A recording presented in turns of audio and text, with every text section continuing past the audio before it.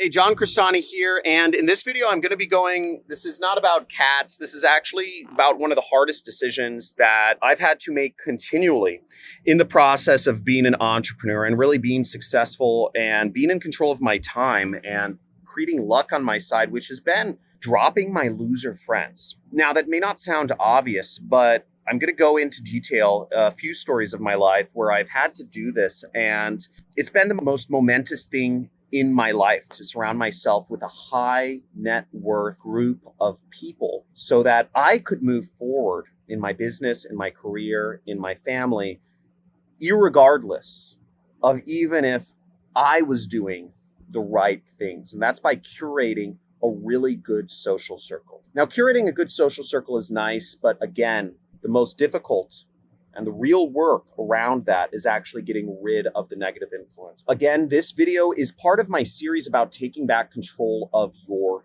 time. And I'm going to be going into how I was able to drop my loser friends and why I believe so firmly that dropping your loser friends or family members even is going to be one of the most difficult, yet one of the most important decisions you ever make in becoming successful. Prepare for some hard, deep work in this video. See you in a second.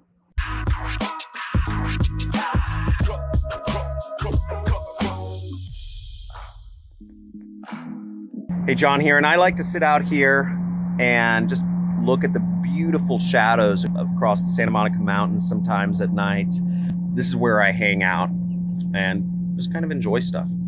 Sit out here, play with my daughter. Sometimes I jump from up here into the pool right there, all sorts of stuff. But the reason we're here is because I'm going to tell you a little bit about why dropping loser friends is so important. Now, to back up a little bit, I've been teaching folks, for 5 years now, and I've seen tens of thousands of students come through my courses, and most don't succeed.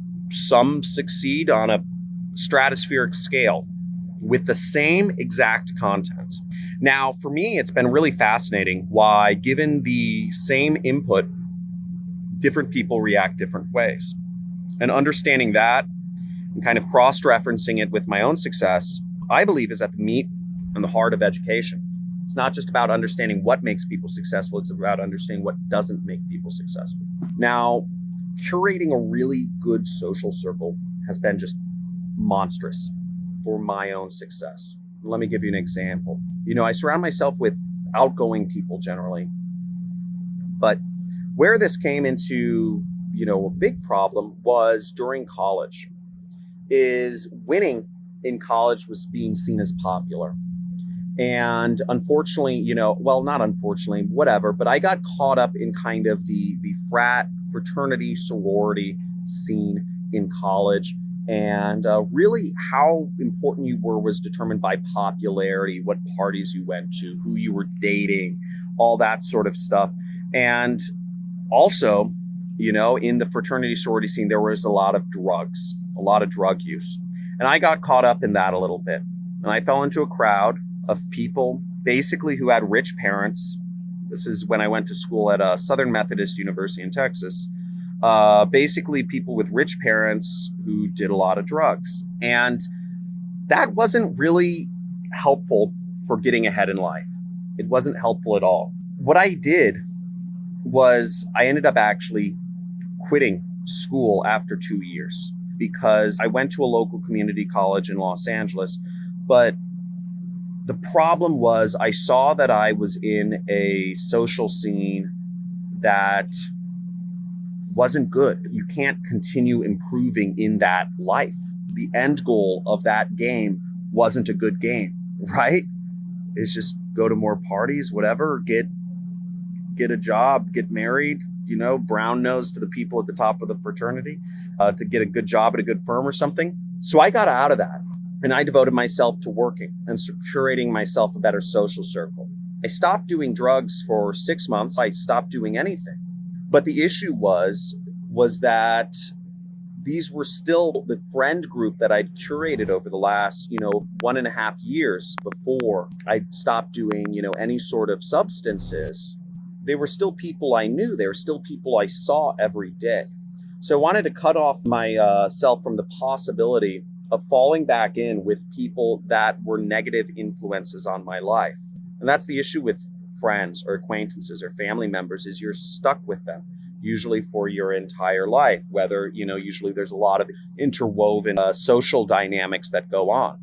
So I needed to make a clean break. And what I did when I moved to Los Angeles was I started surrounding myself. I started going to meetups and events. You can't really do that right now, but I started going to as many meetups and events as I could because in my mind, I said, I'm going to surround myself with people who are making money on the internet. This is going to be my new social circle. And every single day, I would drive 2.5 hours away. I'd drive all the way to San Diego, which is very far. If you know Los Angeles and San Diego, it's very long way in traffic and it can be 3.5 hours. But I'd drive super far once I was done with my day job to meet people so I could surround myself with a social circle of folks that were moving, were ambitious, were making money online. And through repetition, through doing this for a year or so, a year and a half, I started creating for myself a social circle of folks that were in the internet business or, people that were trying to do real estate and stocks. I didn't know that many very successful folks, but I started surrounding myself with people that had intentionality. Now, if you're watching this, I would suggest, what you may take away from that is if you want to be successful in something, surround yourself with movers and shakers. People have intentionality. So I did that, and that helped me out a lot. I actually got my first real, I'd say, internet job and also mentor from this process. Somebody I'd met, I was trying to run my own business. I was being a medical guinea pig and, I was taking test drugs and getting paid a lot of money. I stopped illegal drugs, but I started getting paid to take drugs as much as like $6,000-$7,000 a month to take experimental drugs from the big drug companies. That funded a lot of failures in my business. It didn't work out, right? I'd say part of the reason is I didn't have a mentor. So through the process of curating myself a social circle, I was able to find a mentor. I got my first job. That's where I learned how to do pay-per-click advertising. And from then, I started using that, combining that with the affiliate marketing that I was already trying out. I made millions, at a very young age. This is like 4, I made my first million by. Let's get back to removal. So there have been multiple places where I've had to remove negative influences from my life. I find myself with a lot of folks that are negative influences, but they look a lot different. They're more successful. They are, they're straight edge. They're a different degree of success, but what they're looking to do is suck my time and suck money from me. And oftentimes it's sucking time from me, I'd say, is probably the biggest type of negative influence that I have in my life. There are a lot of people who want to suck my time from me. There are a lot of people who want to speak with me one-on-one. There are a lot of people who want me to personally mentor them and train them, and they'll move out to Malibu and they'll come to my house every day. I get a lot of proposals for people who say they'll do anything, to learn marketing and have me as my mentor or whatever. Now, after I'd started being successful in business, I was living in Santa Monica. It was pretty cool. I had a really cool apartment at 6th and Broadway. So we had a big deck just like this one. We had, beer pong on it. We could walk to the 3rd Street Promenade, which is kind of like an international tourist attraction. We could walk to the beach. It was really cool. And chicks dug it. We had bars all around us, really fancy restaurants. It was fun. But one of the issues that I came into living in Santa Monica was that, on one hand, I located myself there because everybody wanted, because people would come to me as opposed to me having to go, if I wanted a social life, me going to them. But the downside was that we had, I was in a really sick spot, and lots of people love to come over and party and pregame at our place. So we were kind of like this central hub for social activity, because we're in our young or mid 20s. So we had a really cool spot to be. We're in the hip, hot part of town in LA. This caused some issues because you fall into these don't want to call them traps, but you fall into this kind of like social routine where, suddenly you have all these weekly events you're doing, and suddenly you have people coming in and out of your place, because your roommate invites them over, because I invite them over, because, you fall into this social routine of activity. And that doesn't really service, it's comfortable, but it doesn't really service the hunger. It doesn't service the ability to be single-mindedly focused on being successful. One of my solutions to that, oddly enough, was traveling. Traveling provided me a reset, provided me that time to just isolate myself almost and focus on solving the issue at hand, which was creating ads that had high conversion rates, high ROIs, so I could make a lot of affiliate commissions. So in a sense, I'd say I almost ran away, right? I'd say that was kind of, what I did during college when I surrounded myself with the wrong social scene. In Santa Monica, when I was successful, I didn't fully run away because I'd always come back. And my friends, who have been my friends since I was in high school, the friends I still hang out with from high school are all multimillionaires now, which is pretty neat. So we've kept up, and Los Angeles has just been an absolute hotbed of economic activity. So for people who are motivated, it's very easy when you're in a place like Los Angeles to make a lot of money because you're in the right place. Again, proximity is power. So if you locate yourself in a place that has monster wealth creation already, that has an engine that's turning, you're going to have a lot better chance of being successful or lucky if you are there than if you are in Kenya, for instance, right? And I'd say the third way that I've actually practiced removing loser friends from my life is slightly different than what you'd expect. It's removing really loser people that work with me from my life. Now, when you're running a business, you almost become friends with the people you work with, or you do become friends with some of the people you work with. Whether that's good or bad, I don't know. I'm a horrible manager, right? I'm not good at managing people. That's why I run an internet business. But I do work with a number of people now, contractors, people that work for me full time, etc., because we're growing. And, I've started getting a substantial business, which is really exciting. But how my business started was I would find people that would want to work for me for a relatively reasonable rates. Okay. And I'll just bring on anybody who wanted to work with me. Right. So I'd say, yeah, you're motivated, you're excited, you want to make it. Let's go work for me. Unfortunately, that attracted to me what I call opportunists. I'd consider many people watching kind of videos on how to make money online, I'd consider them opportunists, right? People that change their mind on what business they're in from week to week, from month to month. People who always have ideas, people who are always talking about what the next crypto is, right? I've heard a lot of these conversations. Yo, which Bitcoin are you investing in? Which crypto? That's what I call opportunist talk. And I attract a lot of those people, right? Because I'm teaching how to start an online business, and I would end up hiring or working with or contracting out or outsourcing work to folks that approach me like that. I always appreciate people who just cold outreach and say, hey, John, I have an idea. I can make you a lot of money. I'm like, cool, thanks. I love people with ideas to make me money. And we start working together. But now I don't go about it that way. What I've done to take back my time is I've had to remove a lot of these opportunist folks, because the issue with opportunists in my mind, it's a great way to make a little money. But ultimately, if you have an opportunistic mindset where you're just really just excited about the opportunity and bouncing around, I found those people don't work as well long term in a company, an organization that is trying to do bigger and better things. Does that make sense? So opportunists don't do that well in jobs. And surrounding myself with folks that, playing for themselves, which is fair. I'm teaching folks how to play for themselves and make money. Doesn't work within a company environment. It doesn't work to build bigger and greater things.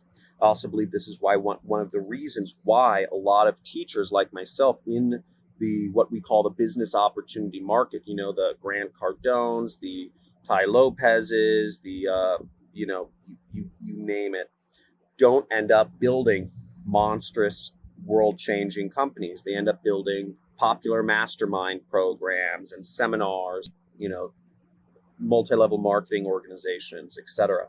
But not multi-billion dollar sorts of concerns that actually don't just help the world in an incremental way, but help the world in a 0 to 1 type of a way. And I needed long-term folks with very sharp minds to help me get to the next level in my business. So I had to drop a lot of the people that came to me, that even became friends, that started working for my organization in the beginning, because they're too opportunistic. They weren't thinking big picture. They didn't work well in organizations. They couldn't think about systems like that. That's been a very difficult process. That's been a very difficult process for me. It's been a sad process. I'm not altogether happy about it. And it's something that's really happened this past year, where I've dropped a lot of people from my company that have worked with me. And I've brought on people, folks who have a bigger vision, who are smarter, who are more capable, and who ultimately are going to go on to do bigger and better things. It's sad when you drop friends. It's sad when you lose a friend, and that's going to be a normal part of the process. It's going to be sad. It's going to push you. Some of the people you're going to have to drop are going to be family members. That's going to be really hard. I'll talk about that in another video.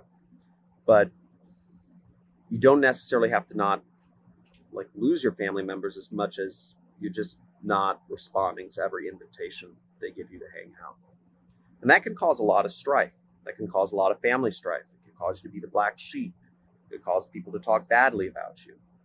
But some of these things are going to be necessary if you want to get to the next level in your life. It's difficult. It's meant to be difficult. But my homework for you, if you're playing along, is write on a piece of paper, and I write down, just put a line down the center, and write down what people are positive influences that are going to help you become more successful in your life and your career. And write down people that are negative influences. Write down a bunch of people that you interact with. I remember doing this, and there are some people, some of the most successful people I was not interacting with because I was scared. I didn't think that some very successful person would want to talk to me because I was still, not making enough money. And I still think that way today. I was on a phone call today with a man who sold his company for over $100 million. And I still get nervous about asking him questions or talking to him sometimes because I'm not yet at that level in my life. I have this kind of mental thing going on where I think to myself, I'm not good enough. That goes way deep. My therapist says it has something to do with, I was adopted at birth, so it has something to do with prenatal smells of mothers and stuff like that. But that's been a long-running kind of thing. I'm not good enough, and it's some internal self-talk I've told myself. And I still think it to this day when I'm interacting with more successful people. It's something I have to consciously try to break through. I kept myself away from the most successful people, and I'd relax and go back to the easy people, the drinking buddies, right? The drinking buddies is the best way I call it. That's one of the things I stopped doing. I stopped hanging out with the drinking buddies as well. I stopped hanging out after soccer even. We'd play soccer with my friends, and I wouldn't always go drinking afterwards because I was trying to stop myself from getting into this drag where I get into too comfortable of a place and I stop putting the pedal to the metal in my business. So I'll give you those things to think about. Your homework is identify the winner friends, the winner acquaintances that you should be interacting more with, and also identify which friends or family members you need to drop to become more successful in your life. I hope this helps you out. Drop a like on this video, leave a comment if you have a question or if this has been helpful. Make sure you subscribe and make sure you hit the notification bell. Once again, this video is part of a series of videos where I'm going to be talking about how to get back your time, essentially. How to get back your time, because the stats I've looked at are 99% of folks that watch my YouTube videos on methods to make money online don't do anything. But I'm being a little bit of a contrarian here, as I'm going to focus on the 99% of folks that do nothing.